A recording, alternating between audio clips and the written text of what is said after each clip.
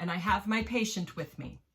So remember, I've already washed my hands, okay?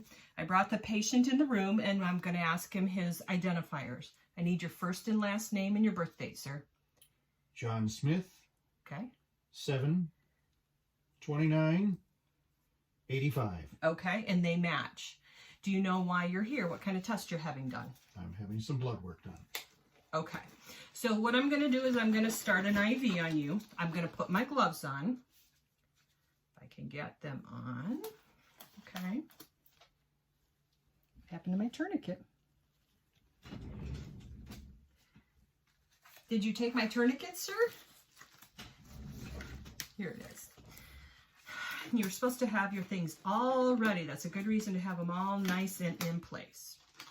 Okay, so what you're going to do is you're going to kind of examine the arm, okay? If you straighten out the arm, that works a little bit better. Sometimes I'll rub the arm, and that'll kind of irritate the veins and make them pop up. He has pretty good veins. So what I'm going to do is I'm going to apply the tourniquet. Okay, you want to put the tourniquet about 4 to 6 inches above the site that you're going to inject. And I'm going to use this vein right here.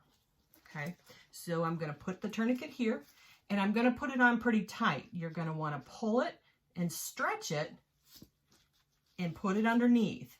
Leaving it, you don't want to tie it in a knot. You want to leave it as a quick release. Okay,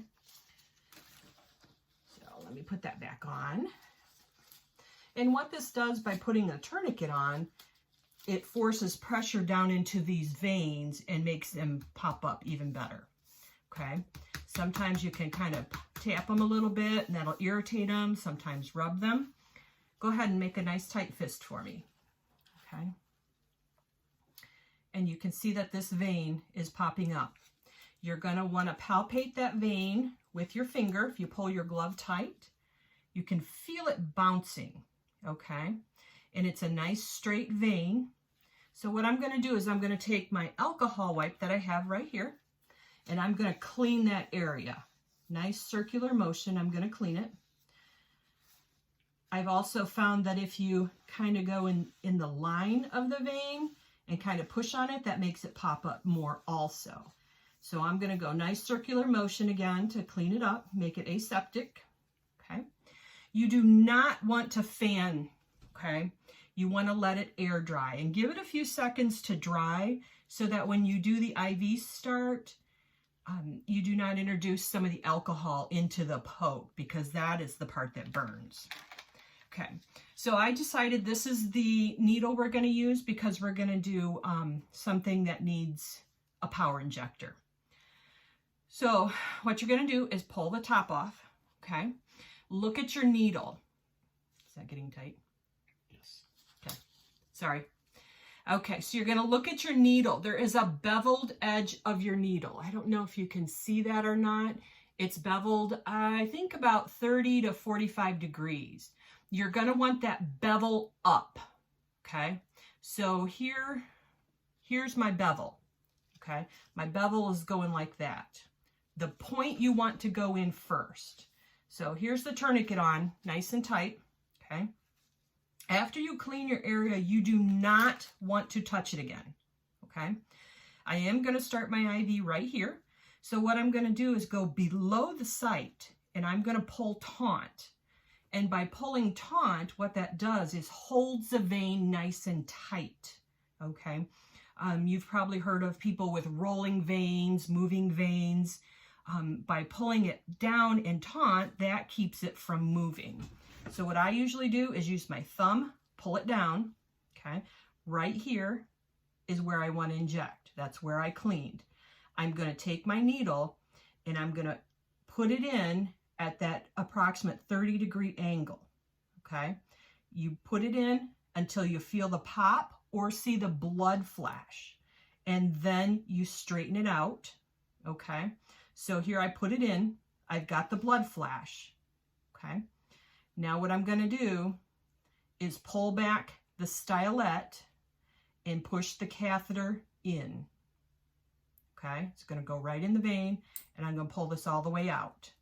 You have to put pressure on that to keep the blood from coming out, okay? So that is tight.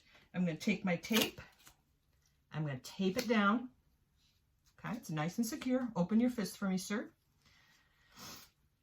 You have two ends here. You have a one-way valve, and then you just have a hookup here. A hub, I guess you'd call it. You're going to take that little catheter out, the plug, put it in your kit. Okay. And, okay, you're going to take your saline. What you can do, you can also do this with your contrast. Remember, you have air in this line and you need to purge that air. So you need to pull back so you get the air. If this were in the vein, you would be getting blood back and you'd have blood into your syringe. Okay, and you could clamp it off. Okay. Now we have all the air out. We're ready to inject our contrast.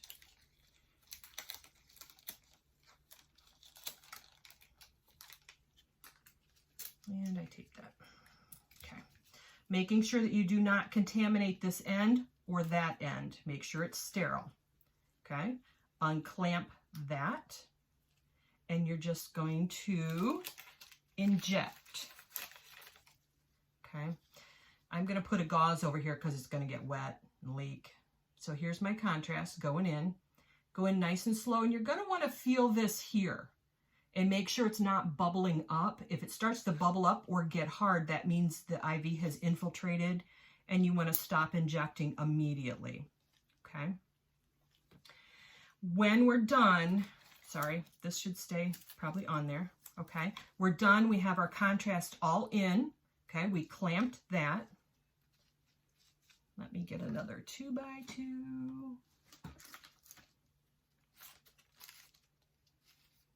We'll use this one.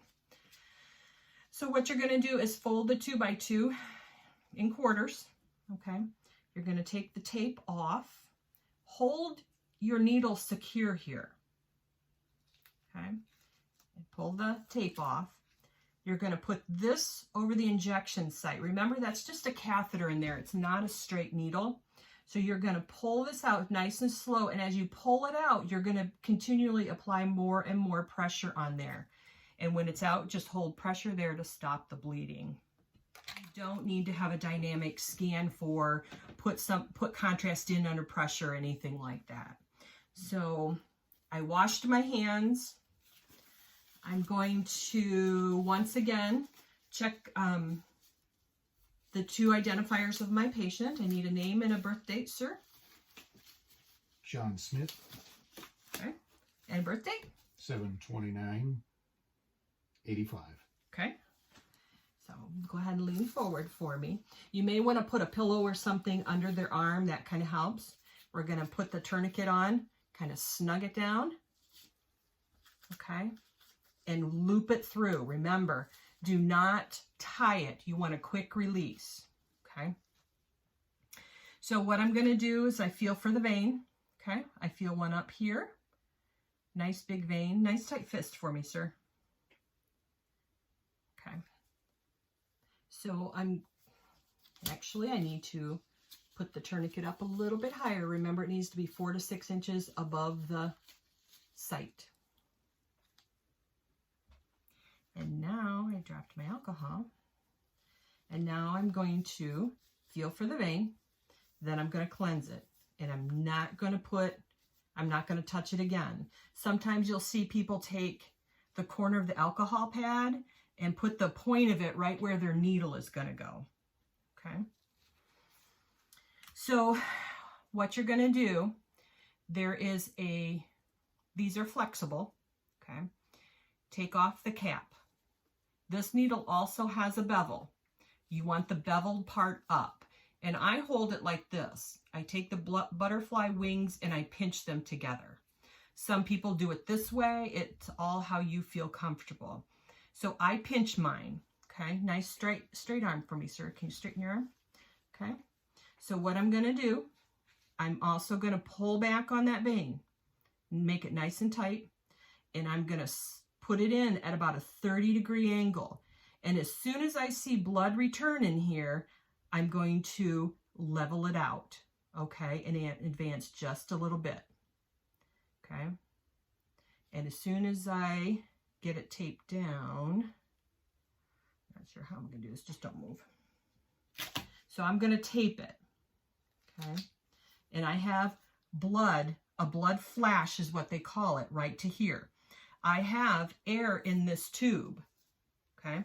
So I'm going to pull back until blood travels all the way back into this tube, okay? And as soon as I get the blood in here, then I can inject.